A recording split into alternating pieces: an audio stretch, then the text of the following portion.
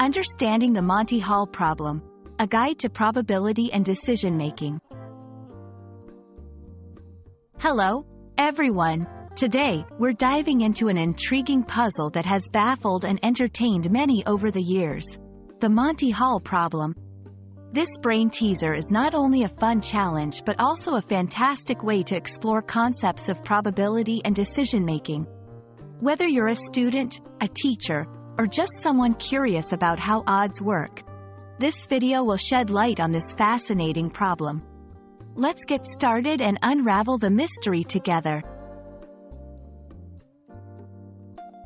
The Monty Hall Problem is named after the host of the television game show Let's Make a Deal. Imagine you're on this game show, and you're given a choice of 3 doors.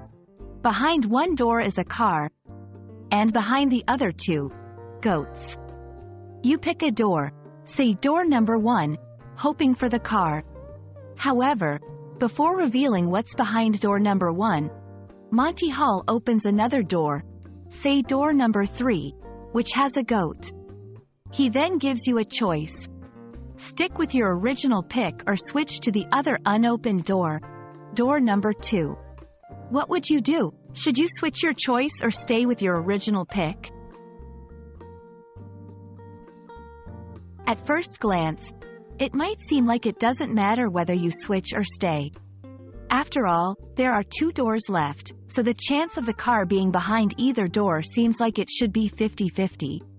However, the key to solving the Monty Hall problem lies in understanding the probabilities involved. When you first chose a door, you had a 1 in 3 chance of picking the car, and a 2 in 3 chance of picking a goat.